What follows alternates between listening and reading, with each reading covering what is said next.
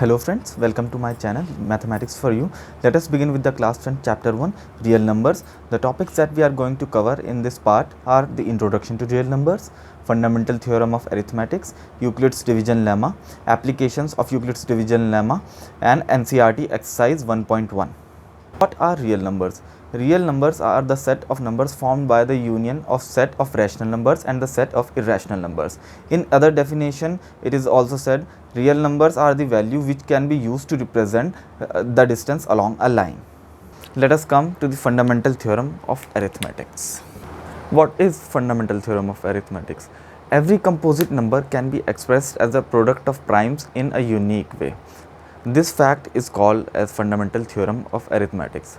For example, if I have a number, composite number a, and I break it into its factors a1, a2 into a3 into n number of factors, where a1, a2, a3 and so on are prime numbers, then this expression is called as the fundamental theorem of arithmetics. Let us take an example.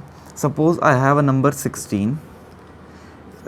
Or take some other number like 12. It can be expressed 2 multiplied by 2 multiplied by 3. This number 12 can be represented by two prime numbers in a unique 2 multiplied by 2 multiplied by 3. With all these are all prime numbers. So 12 can be represented as a product of three prime numbers, 2, 2 and 3. So this is called the fundamental theorem of arithmetics. Now let us move on to the next topic, which is Euclid's division lemma. It is very important as far as your board exams are concerned, and at least one question from this topic is guaranteed in your board exam. So please pay attention to this topic. Euclid's division lemma. What is Euclid's division lemma? Euclid's division lemma states that any two given positive integers, integer a and integer b, can be expressed by the relation a is equal to bq plus r. And now let us take the conditions which we have assumed in this expression. A is greater than b and 0 less than equal to r is less than b. So what does this expression means? It is nothing but a form of division. If I divide a by b multiplied by q and gets the remainder r. So this quotient that I get is, this is q and this is r. So this is what this expression says. Basically it says dividend is equal to divisor into quotient plus remainder. This is what the Euclid's division lemma actually is. Now let us see the application of Euclid's division lemma. The first application of Euclid's division lemma is to find the HCF of two given integers. The method of finding the HCF is very simple and is nothing but a long division method. Suppose I have a number 12576 and 4052, and I need to find the HCF of these two numbers. So let us see how are we gonna find the HCF of these two integers. We are going to write 12576 is equal to 4052 into q plus r, HCF of these two numbers. So what am I gonna do? I'm just gonna do the long division method. Just see how it goes. Make 12576 as dividend and 4052 as divisor. Now what you're going to do, just multiply it by 124, just multiply it by 3, and you're going to get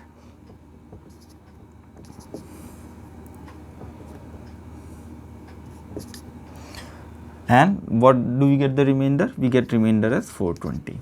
Now what you need to do is make this as divisor, this remainder as divisor, and make the earlier divisor as the dividend.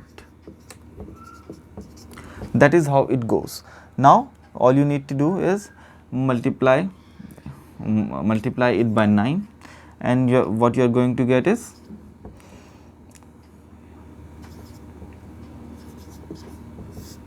this is what you are going to get. Now what is the remainder? The remainder is 272. Now make this 272 as divisor and this 420 as the new dividend, and carry on the same way. Now I multiply it by 1, I get 272, and what do I get the remainder? Remainder is 148 this time. Now multiply again, making it as the divisor and 272 as the dividend. I multiply it by 1 and I get it 148. What is the remainder now? The remainder is 124. Now 124 again becomes a divisor and the new dividend is 148. Now 124, I multiply it by 1, I get 124, and the remainder is 24. This 24 is the new divisor and this 124 is the new dividend. Now multiply 24 by 5.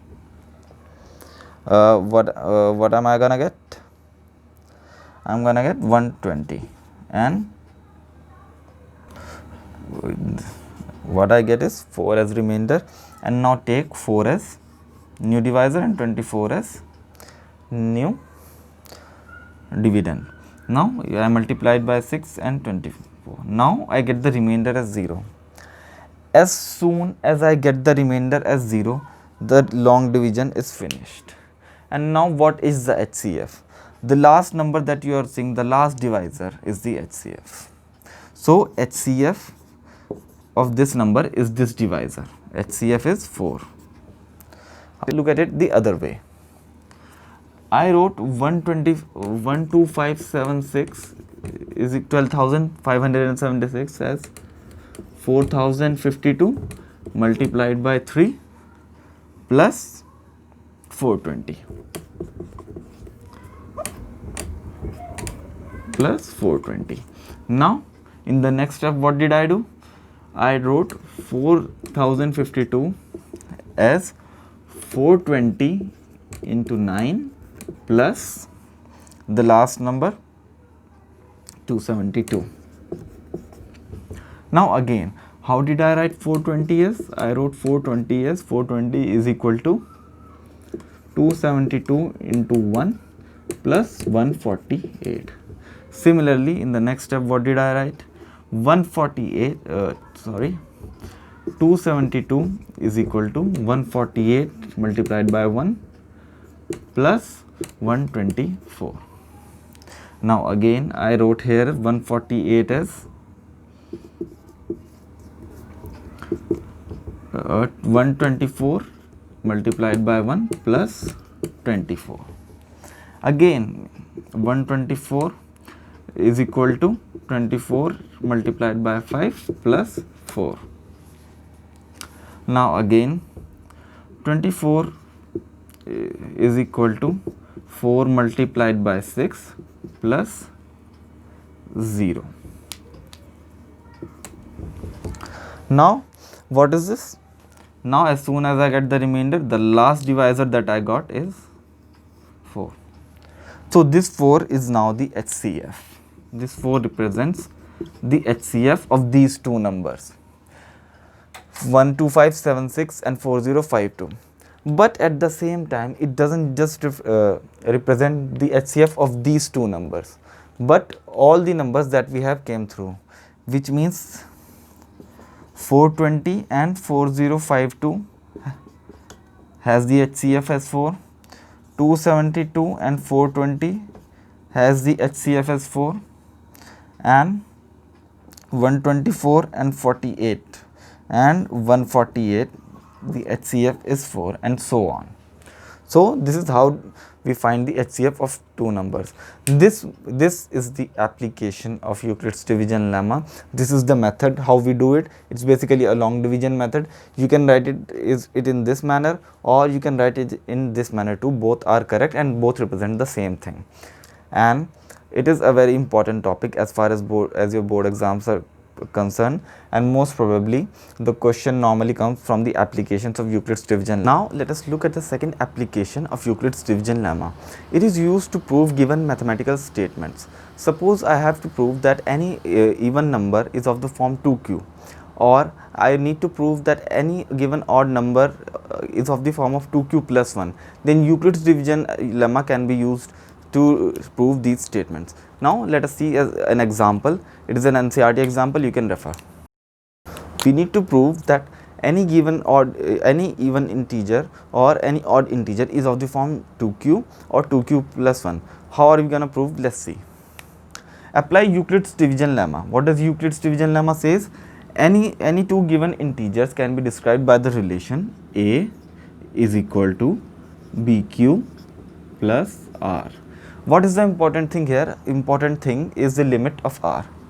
We said 0 less than equal to r less than b, which means r can only be greater than or equal to 0 and is always less than b. Now what do we do? Let us assume a is our integer, is our even integer, and take the value of b as 2. So what does a become? A is equal to 2q plus r. Now look at the limits. R can only take values between 0 and b. So 0 less than equal to r less than 2. So basically R can take either value 0 or 1. We cannot take 2 because it cannot be equal to 2. It can only be less than 2. So 0 and 1, these are the only two values it can take. So a can be equal to either 2q if r is equal to 0, or a can be equal to 2q plus 1 if r is equal to 1. Since this number is divisible by 2, is always divisible by 2, so every even integer is of the form of 2q, and this is not divisible by 2, so every odd integer is of the form 2q plus 1. This will represent all the family of odd numbers or integers, and this will represent the family of even integers. It is a very important question and can be asked in your board exams. So please go through it once, and if you have any doubts, please ask me in the comments. Now let us take some of the NCERT questions. Now the first question is to find the HCF of two numbers. The first 135 and 225. So how are we gonna do it? We'll see. Just do the long division method, then you can write it in the rough. 225 divided by 135. With 1 as quotient, I can write it as 135 and 90 will be the remainder. Now as I told earlier, make this 90 as divisor and the earlier divisor as the new dividend. So what are we gonna get? 90, and here what I get is 45 as remainder. Now once again the new dividend will be 90. I multiply by 2, I will get 90, and this is finished right here. The remainder is 0. The stage at which the remainder is 0, the divisor at this stage is the HCF. So the HCF of 135 and 225 is equal to 45. Now another method to solve it is, as I told earlier, you can write it as 225 is equal to 135 into multiplied by 1 plus what is the remainder? 90. It is the same expression as A is equal to BQ plus R.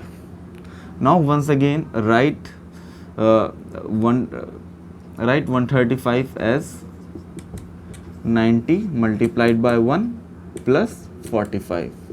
Again do the same step for 90. 90 is equal to 45 multiplied by 2 plus what is the remainder? 0. So what is our HCF? HCF is 45. This way you can do the HCF. Now let us take this question. I need to find the HCF of 38,220 and 196. Similarly, you can write it in the form A is equal to BQ plus R. So what do we do now? You can either perform directly the long division or can do to the alternative. I'll start with the long division method. 38,220 will be my dividend and 196 would be my divisor. I'll multiply 196 by 200. I will get 38,200. This is what I am going to get, and the remainder will be 20. Now this 20 will be the new divisor and the new dividend will be 196. I multiply it by 9 and I will get the answer as 180. Now what is the remainder? The remainder will be 16 and the new divisor will be 20. Once again I will multiply 16 by 1, 16, and the remainder is 4. Now this is the new divisor and the new dividend will be 16. So I multiply by 4 and get it as 16, and this will come out to be as 0. As soon as I get the remainder as 0, the divisor at this stage is my HCF. So the HCF of these two is 4. Write this in an alternative manner. You can write it as 38,220 as 196 multiplied by 200 plus 20. Now this 196 will come here, and this 20 will be the new divisor. 20 multiplied by 9 plus what is the remainder? The remainder is now 16. Again the same thing, 20 is equal to 16 multiplied by 1 plus what is the remainder? The remainder here is 4. The remainder here is 4. No, sorry, yeah, the remainder here is 4, and again 16 is equal to 4 multiplied by 4 plus 0. As soon as I get the remainder as 0, the LCM is that divisor at, and maximum, that means we need to find the highest common factor. So we need to find the HCF in this question. So how are we going to do it? First of all, I am going to do it using the Euclid's division lemma, but if in exam it is not mentioned which method you have to do, I will advise you to go for the prime factorization method if it takes less time for you. Anyway, it's your choice. If it is not mentioned, you can choose any method. So let us find the HCF. Let us do the long lemma. It says that any two given integers can be represented by the relation A is equal to BQ plus R, where A is greater than B and 0 less than equal to R less than B. So I am assuming A as 616 and B as 32 using this limit, using this inequality. So I am going to do the long division method. So what it's 616 members and 32. So if I multiply it by 19, I get 608 and the remainder comes out to be 8. And after that, you know, the old divisor becomes the dividend. So here it goes and it is 32. Now I multiply 8 by 4, I will get 32 and the remainder comes out to be 0. And as soon as the remainder comes out to be 0, the divisor at that stage is the HCF. So I can write 616 is equal to 32 multiplied by 19 plus the remainder 8, and then I can go for 32 is equal to 8 multiplied by 4 plus 0. So this is the HCF. Our HCF for 616 and 32 is 8. So we need 8 number of the maximum number of columns is 8. Take the question number 5 of exercise 1.1 NCERT. Use Euclid's division lemma to show that cube of any positive integer is either of form 9m, 9m plus 1 or 9m plus 2. Let us solve this question. Let us assume any two integers a and b. Now as Euclid's division lemma states that a is equal to bq plus r, where 0 less than equal to r less than b. Now assuming b as 3, we will get the limits as 0 less than equal to r less than 3. So r can take only 3 values now, 0, 1, 2. And for these 3 cases we are going to solve and prove these conditions right. So taking the case number 1, when r is equal to 0. When r is equal to 0, a becomes 3q plus 0. A is equal to 3q. Now cubing both sides.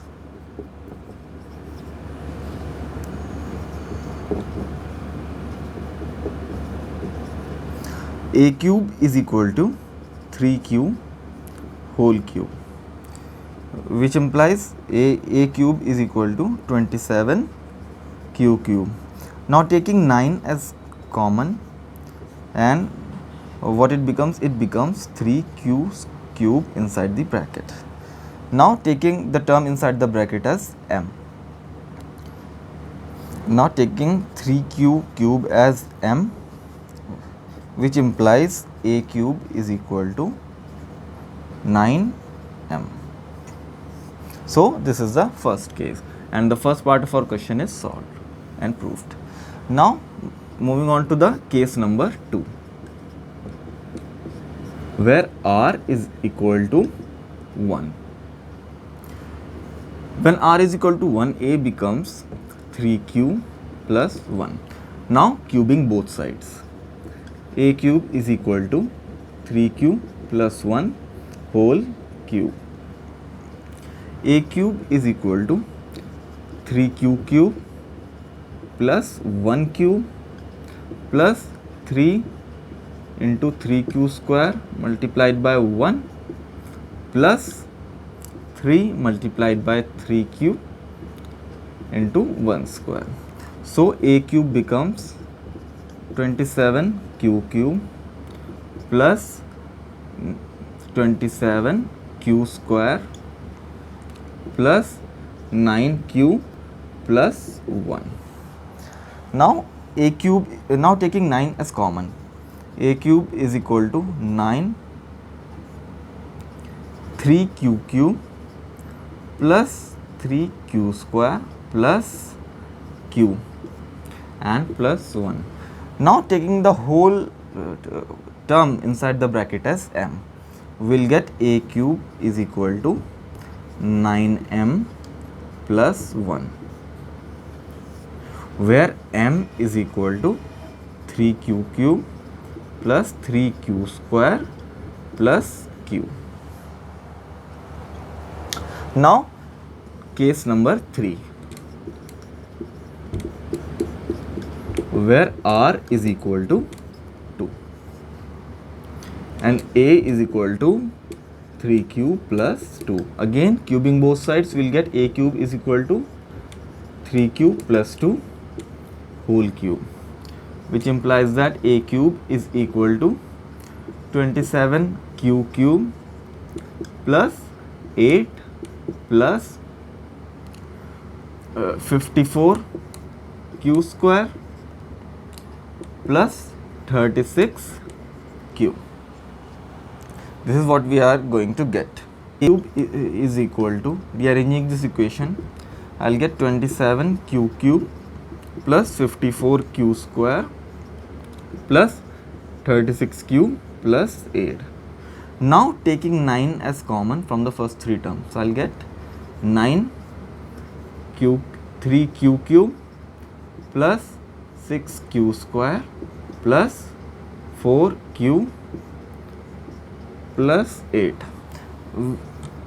which implies a cube is equal to this whole, taking this whole term inside the bracket as m, we'll get a cube is equal to 9m plus 8, where m is equal to 3q cube plus 6q square plus 4q, which proves the third part of our question. So it is a very, very important question. It involves a bit of calculation, but at the end it makes your concepts about Euclid's division lemma very clear. In this video, we studied about real numbers, Euclid's division lemma, applications of Euclid's division lemma, and NCERT exercise 1.1. Other topics like prime factorization, fundamental theorem of arithmetics, and rationality and irrationality we will discuss in next video, real numbers part 2. If you found this video helpful, please like this video and please subscribe to this channel. Thank you and have a nice day.